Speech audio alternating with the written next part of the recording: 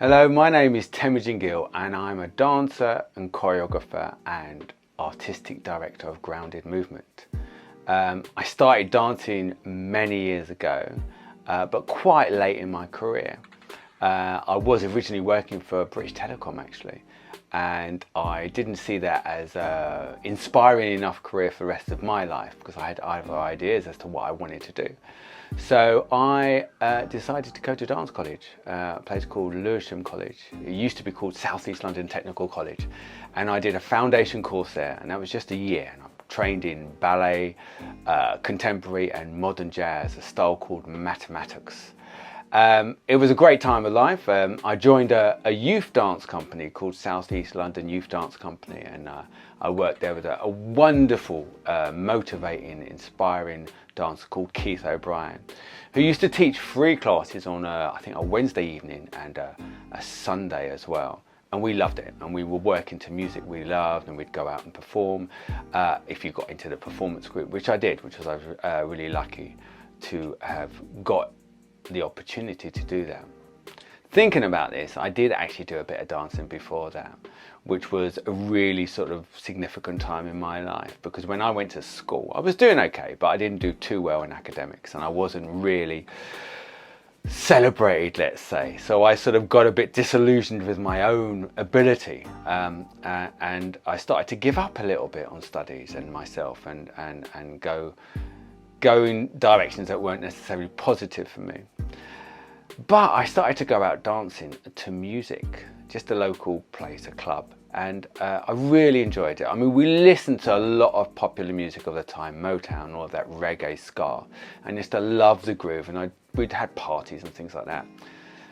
But where it really happened for me, where I got excited, was when I was in this club, and I was quite young. I realised there was a beauty to actually having a sense of a jam with other people, so this sense of moving together, and that was my real starting point with really enjoying the feedback you get from dancers and experience. And then the other thing I noticed is that there was one time I noticed some people looking at me, and I thought, wow, and it was a weird experience, but it was actually felt good. I felt good about that. I felt good about myself, and I think from then there was a seed in me to say, actually, this is something I can do quite well. And that led into me getting more involved in other activities. There was a local youth group and all of that, but I still didn't decide to take a career in dance. I was thinking I just need to make some money, so that's why I ended up working for British Telecom. But then I realised that didn't really have a future for me personally, because I wanted to go somewhere as an emotional experience for life. I thought, well, you're going to spend all your hours at work all day doing this for how many years in your life? You might as well do something you enjoy, that you want to do. And that's what I chose. So I chose dance. I went to dance college. I was there for a year. Then I went to London Contemporary Dance Theatre. I got in there. I was lucky enough to get in there only after a year of training. That was my first formal training. And I got in there, and that was brilliant. It was lovely. It was really hard work, full on. We did like a Graham technique, which is one of the most hardcore contemporary dance techniques. Contemporary dance is like a modern dance form. We did ballet as well, and not really jazz, but choreography. And I liked it there. It was quite tough, but unfortunately my dad died in my first year at dance college, and that set up some challenges for me. And at any form of sort of educational institution, you've got to take the rough with the smooth, and the atmosphere there at the time for me wasn't the most productive, and I felt like, you know, people weren't necessarily being honest and all of that. It's, you know, you're at dance college, everyone's trying to impress each other and all of that, and you have teachers, but no one's perfect, so you have these issues that come up. But I think with my father dying, I couldn't deal with it at that time, so I almost left dance altogether. I was still though performing and training with South East London Youth Dance Company, Keith O'Brien, and that sort of kept me hooked in a little bit. And during that, there was classes, and two people came from this company called the Jive and Lindy Hoppers, and they were basically scouting for talent, and they'd seen me doing a sequence during the class, and after the class they approached me and said, would I like to try out for their company? I wasn't too sure about who they were, but I remember they'd come in during my college, during one of our sessions, to do a little taster and performance at Lewisham College. And I remembered, oh yeah, that was quite fun. And then I remembered I'd seen clips of this form of dance they did, which was actually, some people call it authentic jazz dance, which is the original form of dance that evolved in the States. And it was driven largely by African Americans, but obviously with a lot of involvement from other peoples, from other places. So it was very multicultural and diverse dance form. And from there, I didn't really look back, because it re-enthused me about dance. It re-enthused me about my own abilities, and I was enjoying it. It's the most enjoyable dance form to do, I've got to say. Probably one of the most enjoyable for me. And also I got the chance to travel, which is the first time I probably travelled, because I didn't have much money. And so not only was I doing something that was really fun and was new for me, I was travelling all over the world and earning some money. I was with them for 4 years, really 4 wonderful years. And eventually I decided I wanted to do my own thing. I wanted to choreograph. I always had ideas about choreography. I was always doing that. I did some talent shows with my sister, and we used to go to theatres and compete, basically. So I always loved performing. And obviously, so it was great to be working with the Jive and Lindy Hoppers, but I also had lots of ideas for creating my own stuff. And that's always driven me in life. So I eventually left that company and formed my own company, which at the time was, I think, called Temujin Dance. It evolved, and I spent about almost between 5 to 7 years touring the UK with a dance company of lovely dancers, and it was hardcore because we were doing rural touring, which took us everywhere. And it was sometimes difficult circumstances, but we got to meet a lot of people and reach out and get them to see dances that they might not have seen in a context that they might not have seen it. And always people really enjoyed themselves. Eventually though, it was quite difficult, I must say, because I wasn't really getting funding. I did get funding for one project, and we actually went to the Edinburgh Festival, and that was brilliant. But it was expensive as well. So you have to pay for a lot of the things like your own accommodation, and you don't really earn from it. But it was a really beautiful experience. But eventually, I think everyone in the company had to go off and start families and want to earn a bit more steady money, because in dance you don't always have a steady career. So I then went off and started doing more individual things, and basically was just doing projects and teaching and delivering stuff and engagement things with my colleague Sunanda, who'd actually been in my first company, and we still have associations now, but we carried on working together occasionally on a couple of events and things like that, where you go out on mic and do some performance stuff, but also get people dancing along with you to some lovely music. Eventually we came back together properly and created a piece called Lindy Break, which was it was like a merging, a blending of African American jazz or original jazz and hip hop, like original hip hop breaking and all of that. And we created this piece about 7 minutes long, and it was a great starting point for a new experience for both of us, because we'd gone off in different directions, and now we were coming back together.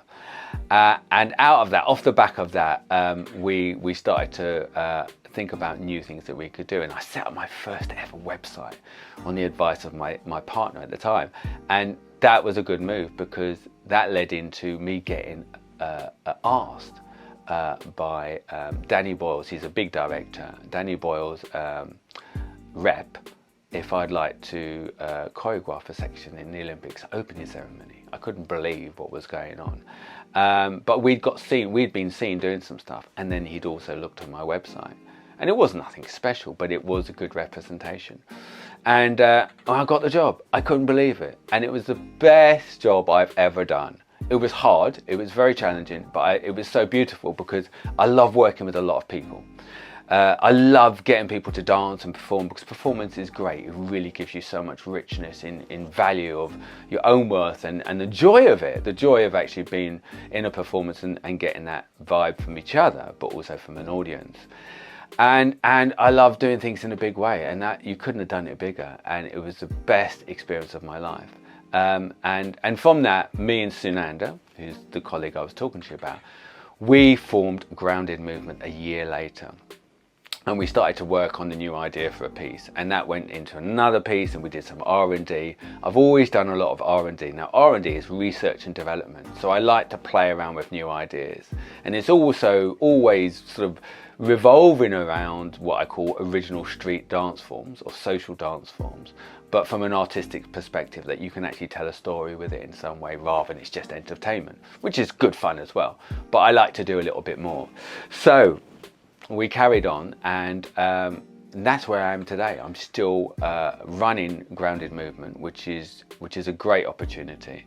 I've met and worked with so many other artists, like rappers and all of that, like the late Ty, or TY. We did a collaboration about 3 or 4 years ago. Unfortunately, he died last year from COVID-related illnesses, but that was a great experience, and that actually got me into writing as well. And collaborating on writing and having some involvement within what I create, and I'm still rolling with that right now, and it's really exciting. The qualities I feel that make you successful in a career is determination, openness, flexibility. You've got to be flexible to circumstances and also different types of people.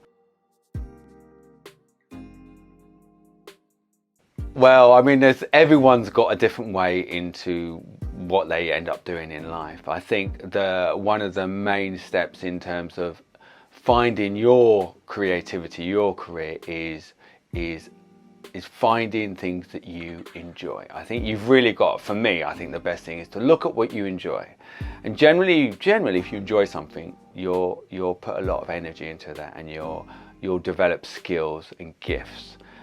We all have gifts, and it's about which ones we want to sort of develop. So I think the best starting point is find something you actually enjoy, you have a lot of fun with, and you love watching or seeing or experiencing yourself, and allow that to develop. You know, so for me, I started with just making up dances with my sister. We'd hear a piece of music and we'd make a dance up to it, and then we'd say, well, where can we do this?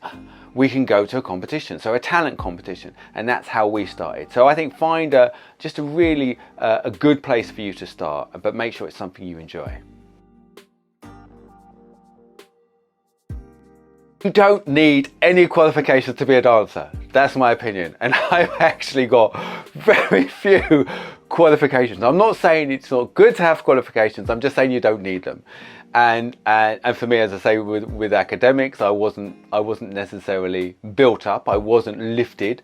I wasn't motivated enough when I was studying. So, but that can come later. I've got more interest in history later on in my life. So I think the best qualification is be inspired, motivate yourself, and try hard. Put a lot of effort into things. Right, so I mean, when you think about what can I earn from this career, I think it's in money. I think I wouldn't start off thinking about money within a dance context. What I would think of in terms of earning or getting back from it is the amazing experience that you get from it, the amazing joy that you can get from it, and that you can give to other people, and that is so inspiring.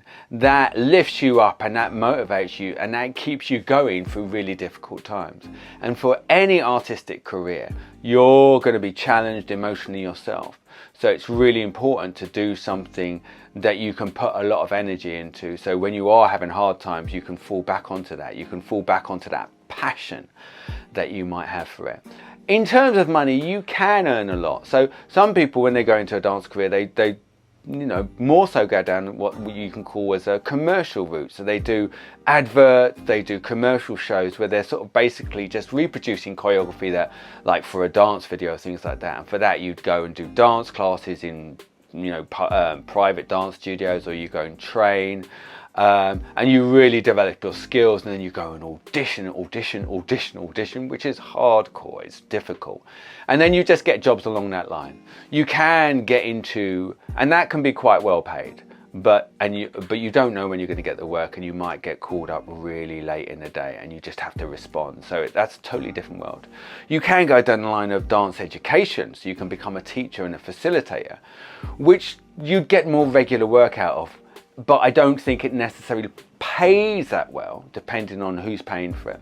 And so you end up having to run around quite a lot in terms of to different places, because different organisations will employ you for a different amount of time, and you're not on a regular wage.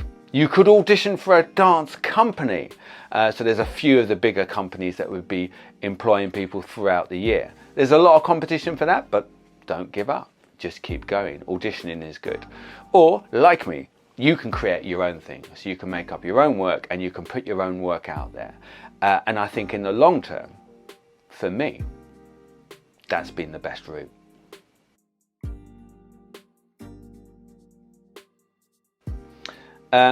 I think anything for a dance career, because dance isn't just about dance. You work with such an eclectic group of people in so many different sort of contexts you can do.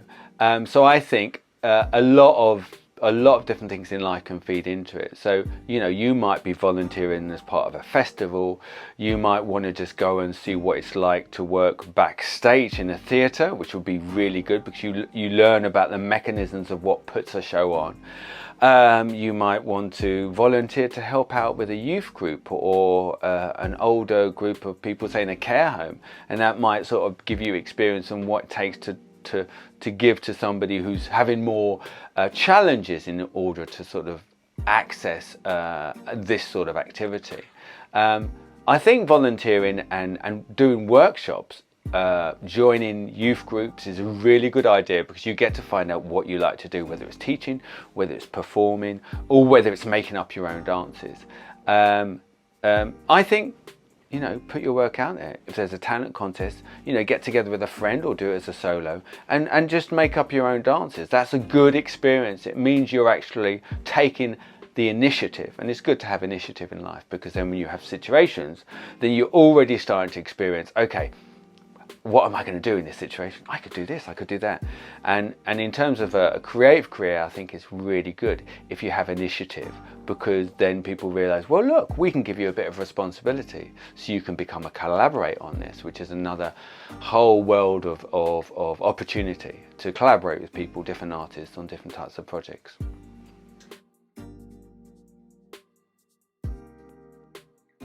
Okay, so the long-term career prospects, I think, I mean, like me, I still actually perform, and I'm over 50 years old. A dancer that inspired me, who was like an American dancer, who was one of the originators of Lindy hop. He ended up working for the post office, but then he got rediscovered by a few people that wanted to find out about the dance form, and then he ended up starting to teach again. Now, he was still teaching up until the age of 90. If you look after yourself, if you do things that are good for you, if you don't try and force yourself too far physically, then you can physically last for a long time, especially if you're enjoying what you're doing. And thereby you can probably teach to your later years. You could still be producing work in terms of choreographing or coming up with ideas for work. You could become a dance mentor or an artistic mentor. So in terms of longevity, I don't think there are any limits.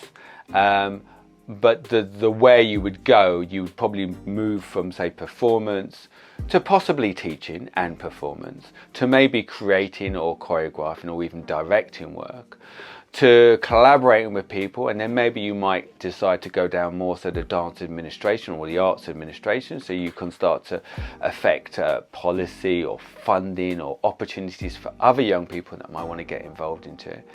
And then you might diversify. You might get into music, you might get into directing, you might get into writing. I've started to get into writing, so there's lots of possibilities to go into. So I don't think limit yourself about what your career, if it was a dance career, could end up being.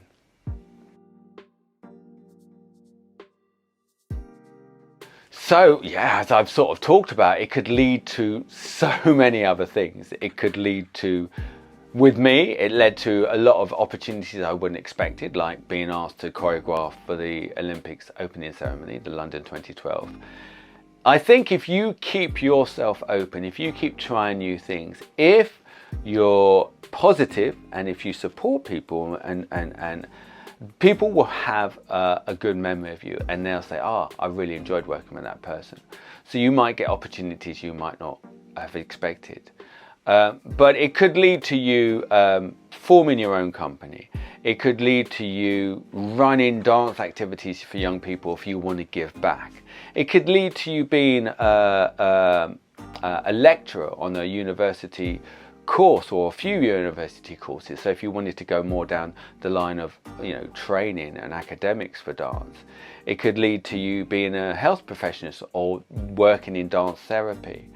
It could lead to you to being, I suppose, a commercial choreographer, whether you're working on dance videos or you're becoming a movement director for theatre shows or even television films and things like that.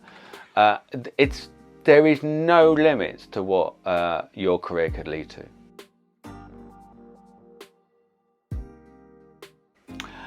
It depends on what you choose to do with your career. I think if you look at developing your own ideas, although it can be hard sometimes in terms of you've got to motivate yourself, you've got to say maybe get some funding, you've got to get people interested in what you're doing. What it does do, it means that you're much more in control about what you do. So you can have complete control over your career. You still have to work to brief. So like somebody might ask you to produce something. So they might say, oh, we need something like this. So then you still need to work to a parameter, a framework for what somebody else needs. But in terms of the content, how you do that, that's up to you. So it's good you still will have control, even though you have to still develop something for somebody else. I think if you focus on a purely commercial career, I think you're in a situation where you're more being told what to do. So a choreographer or a director will say, we need you to do this here, there, at this time, for this long, and they'll decide how much of what you're doing will be featured. You'll get a lot of work. It's not brilliantly paid, but you can get a lot of work basically, and sometimes those jobs can be longer, sometimes they just can be one-offs. In a commercial career, I think you're less in control, but you can do quite a few different types of jobs. If you work for a dance company, you're once again, you know, you're getting regular work, but you're depending on the company. You're having to come to a place where somebody's deciding where you go to. So they're sort of, in a sense, your director in your dance career. But it's great because within that you can also have an effect on choreography, depending on the type of company it is. You might be delivering some teaching activities for them. So you will still have a lot of say in what you do and how you do it. But the best way to be in control is to really create your own thing. But that's a long journey in some ways, but it's a beautiful journey as well.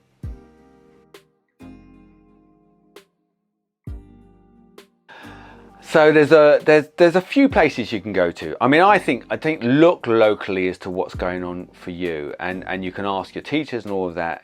They might know of youth dance companies that are happening in your area, and just keep your eyes open for that. There's a couple of national organisations that are really good if you want to find out a bit more about other things that are going on. There's an organisation called One Dance UK that are like a body that help to support dancers in the industry, and they have different programs going on. So you can find out a lot about what's on option there.